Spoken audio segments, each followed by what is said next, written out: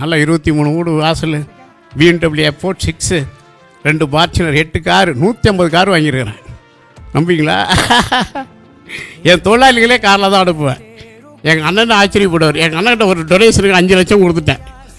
எங்கள் அண்ணன் ஃபோன் பண்ணுறாரு, யோ என்ன அப்படி பண்ணிட்டா, 5 லட்சத்தை நீ பாட்டில் கொடுத்துட்டு போயிட்டா, என்னண்ணே என்னண்ணே கம்மியான்னு போயா நீ வேறு, அதில் 2 லட்சம் 3 லட்சத்தை திருப்பி கொடுத்துருக்கன்னு கொடுத்தாரு. கேட்டு பாருங்கள். அப்போ என் மனசை பாருங்கள்.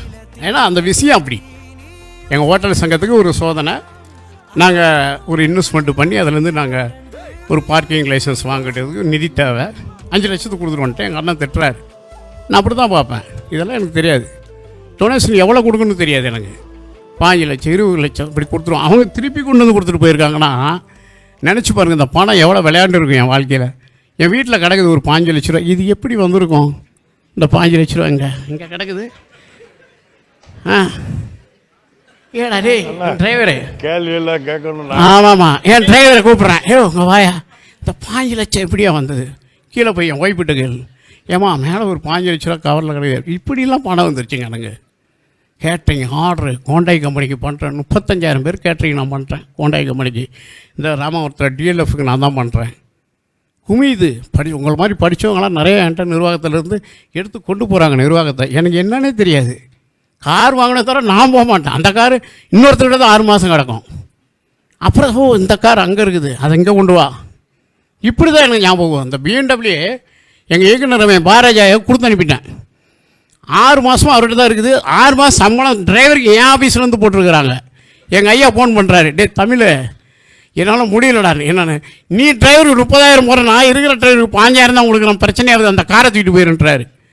பிரச்சனை பாருங்கள், கார் கொடுத்தோன்னு கஷ்டம் கிடையாது, சம்பளம் கொடுக்கணும் கஷ்டம் கிடையாது. அவருக்கு பிரச்சனை என்னென்னா மீதி அவர் பையன் பொண்ணுங்க ஓட்டுற கார் டிரைவர்களுக்கெல்லாம் 5,000 தான் சம்பளமாக, என் கார் டிரைவருக்கு 30,000. நான் எப்படி சம்பளம் போடுவேன்னா, ஒரு மனிதன் வேலைக்கு சம்பளம் போட மாட்டேன். அவன் வாழ்வதற்கு என்ன தேவைன்னு பார்ப்பேன். அவனுக்கு ஒரு வீட்டு வாடகை இருக்கும், ஒரு கரண்ட்டு பில்லு இருக்கும், அவன் பயணிக்கணும், ஒரு உச்சியில் எண்ணெய் வைக்கணும், மேலுக்கு ஒரு சோப்பு போடணும், பிள்ளைக்கு ஒரு பீஸ் கட்டணும். என்னடா 20,000 கொடுத்தா என்னடா பண்ணுவான்? வேண்டாம் பாவம், ஒரு 40,000 கொடுக்கணும் அப்படிமே. இப்படி தான் நான் சம்பளம் போட்டிருக்கேன். எனக்கு சம்பளமே போட தெரியாது. ஆமாங்க, அப்படி தான் என் தொழிலாளி என்னை விட்டு போகாமல் இருக்கிறாங்க. சொல்லுவாங்க, ஏடா அவனை இவ்வளோ திட்டி விட்டு ஏசி விட்டேன், நீங்கள் டூட்டியில் இருக்கிறாடான்னு அவன் சொல்லுவான். அண்ணன் தானே பேசுனீங்க, எல்லாத்தையும் தான் நீங்கள் பார்த்துக்கிறீங்களே, இதில் என்ன இருக்குதும்மா. இந்த யதார்த்தத்தை பாருங்களேன். அதனால தான் எனக்கு தொழிலாளி பஞ்சமே இருக்காது என் நிர்வாகத்துக்கு. எங்கள் அண்ணனும் அப்படி தான். நாங்களாம் சாப்பிட்றத கூட அப்படி, நான் கஷ்டப்படும் போது அதெல்லாம் இருந்தது. ஒரு காலத்தில் தமிழர்கள் இந்த துறையில் கிடையாது. ஹோட்டல்னு கேட்டால் பிருந்தாவனம், வசந்தம், அப்படி இப்படின்னு எல்லாம் பவன் கவன், இந்த கர்நாடகா எல்லாம் நம்ம நாடு தான்.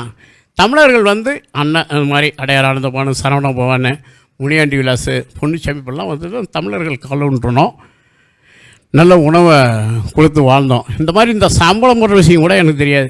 என் வாழ்க்கை எல்லாமே யதார்த்தம் தான். நீங்கள் ஈஸியாக எடுத்துக்கலாம்.